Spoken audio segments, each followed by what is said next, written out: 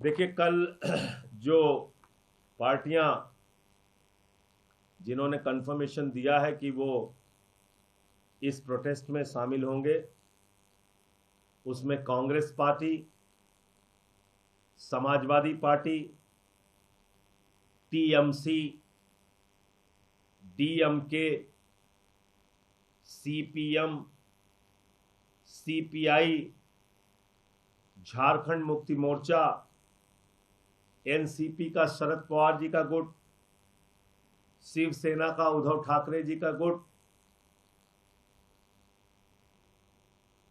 ये सारी पार्टियां, इसके साथ सीपीआई-एमएल, ये सारी पार्टियां कल के आंदोलन में, जिसमें हम लोग अरविंद केजरीवाल जी के स्वास्थ्य को लेकर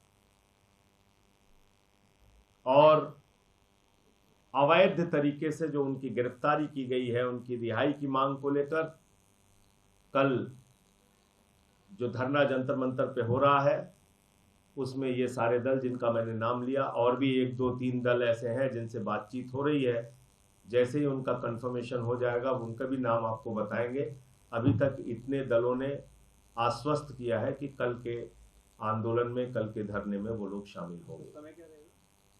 1 बजे से लेके 5 बजे तक का समय रहेगा शाम को।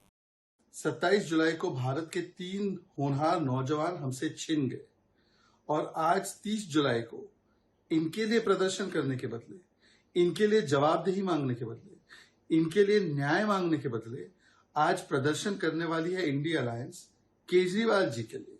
वही केजरीवाल जो जेल में है शराब घोटाले के चलते, वही केजरीवाल जी की पार्टी को कांग्रेस पार्टी, समाजवादी पार्टी और अन्य दल पार्लियामेंट में खड़े होकर राजेंद्र नगर में हुई हादसा नहीं हत्या के लिए जिम्मेदार ठहराते हैं और 30 जुलाई को जंतर मंतर में उनके साथ खड़े हो जाते हैं। क्या आज कांग्रेस पार्टी और इंडिया अलायंस के नेता पूछेंगे आम आदमी पार्टी से कि शैली ओबरॉय जी ने तो कहा था इस बार का मॉनसून एंजॉय करना है। अब सौरभ भारद्वाज चाहे जितने भी एग्जाम्पल्स दे दे और जितने भी पोस्ट फैक्टो वीडियोस निकाल दे, क्या ये शैली ओबरॉय का बयान था या नहीं था? और अगर बयान था तो आज शैली ओबरॉय पर कार्रवाई होनी चाहिए, नहीं होनी चाहिए? आज क्या वहां के स्थानीय विधायक दुर्गेश पाठक ने, जिन्हें बार बार 15-20 दिनों से कहा जा रहा था वाटर लॉगिंग हो रहा है, डीसिल्टिंग करवाइए, नहीं किया, क्या उन पर कार्रवाई होनी चाहिए, नहीं होनी चाहिए? विधायक उनका, कॉर्पोरेटर उनका, एमसीडी उनकी, पीडब्ल्यूडी उनका, जल बोर्ड उनका, फायर सर्विसेज उनका, फ्लड कंट्रोल उनका, सरकार उनकी और दोष किसी और का।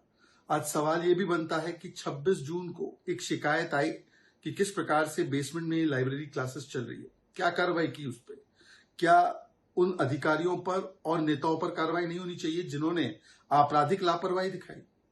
9 जुलाई को फायर सर्विसेज ने एनओसी दिया कि बेसमेंट में स्टोरेज चलाइए, स्टोरेज के बदले लाइब्रेरी चल रहा था, कोई इंस्पेक्शन नहीं हुआ। क्या फायर सर्विसेज और फायर सर्विसेज के साथ साथ जिन भी नेताओं ने पैसे लेकर वहां पर लाइब्रेरी चलने दिया और वहां पर ही नहीं बाकी सारे इलाके में चलने दिया, उन पर कार्रवाई नहीं होनी चाहिए?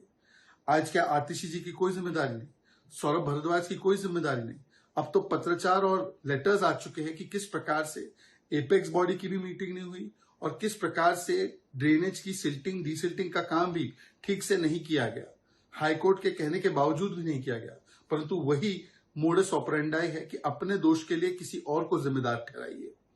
सवाल यह भी तो बनता है कि आज कितनी निर्लजता है कि 8 लोगों की जान चली गई है पिछले 4 हफ्तों में। अभी कुछ दिन पहले पटेल नगर में कोई इलेक्ट्रिक्यूट हो जाता है, तो कोई सदर बाजार में इलेक्ट्रिक्यूट हो जाता है, तो कोई भजनपुरा में, कोई रोहिणी में, और बच्चे डूब के मर जाते हैं और इसके लिए कोई प्रदर्शन इंडिया अलायंस नहीं करता। आज इंडिया अलायंस प्रदर्शन कर रहा है तो अरविंद केजरीवाल के लिए। ये इनका असली चेहरा है। इनकी प्राथमिकता दिल्ली वासी या देश की जनता नहीं, केवल दल हित है।